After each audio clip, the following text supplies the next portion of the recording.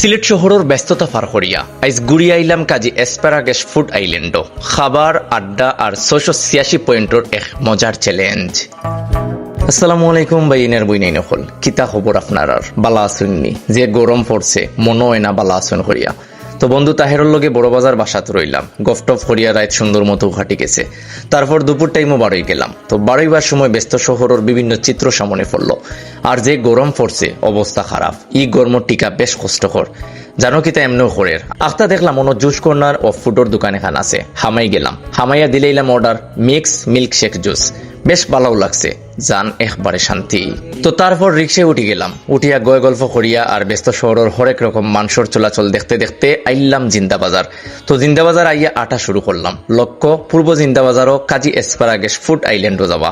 তো তারপর আইলাম কিচ্ছু খাইতে হইব, সোজা উফরে গিয়া ঢুকিয়া অর্ডার দিলাম ম্যাঙ্গো লাচ্ছি। মোটামুটি ভালোও লাগছে লাচ্ছিটা। আর ইনোর পরিবেশটা এক কথায় অসাধারণ, অত শান্ত সুন্দর মন চাইতো নাই উঠিয়া যাইবার। পূর্ব জিন্দাবাজারের কাজী এসপারাগেস ফুড আইল্যান্ড হইল সিলেট শহরের একটা অত্যন্ত জনপ্রিয় এবং অন্যতম বৃহৎ ওপেন এয়ার ফুড কোর্ট। এটা মূলত পরিবার এবং বন্ধুদের লগে আড্ডা ও বিভিন্ন স্বাদর খাবার উপভোগ করার লাগে একটা আদর্শ স্থান। এই ফুড কোর্টে 20টিরও বেশি ফুড শপ বা স্টল আছে। তো তারপর বোধ সময় বইয়া গফটফ করিয়া বাড়ি গেলাম। বাড়িয়া আখতা দেখি বক্সিং আছে। অন্য তাহেরে কইলাম আইজ দেখিলাইতাম শক্তি কত কান খার। হে কইল ওইব আইজ দেখিলাই। তো কইলাম তুই আগে পরে মই।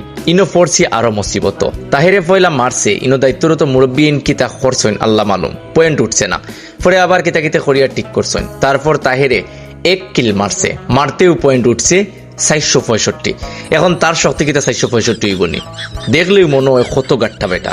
তো যাই হোক, এখন আমার ফালা। বিসমিল্লাহ কইয়া মারছি কিল, এক কিলে পয়েন্ট আইতে আইতে আইয়া দম লইছে 686। ওরে বাবা, আমি তো অবাক, কুটিমুটি মানুষ আমি, আমার অতটা কিলা নইব। এখন পাইছি সুযোগ, তাহেরে দিরাম বয়ান, খাওয়া দাওয়া কমাইয়া করিস, দেখছত নি তোর থেকে বেশি আমি। বংসং তেরিং বিরিং করিয়া বিল দেওয়ার সময় মুরব্বী দাদায় কইন এখন 3টার বিল দিতাম। একটা বুঝি নষ্ট করছে তাহেরে, কিতা আর করার। পরে 3টার বিল দিলাম। যাই হোক, তারপর ভাবলাম দই ফুচকা খাইলাই। তো গেলাম, গিয়া অর্ডার দিলাইলাম।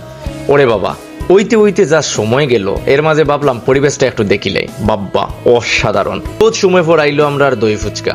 এখন আর কিতা করার, আপনারা দেখুকা আমরা খাই।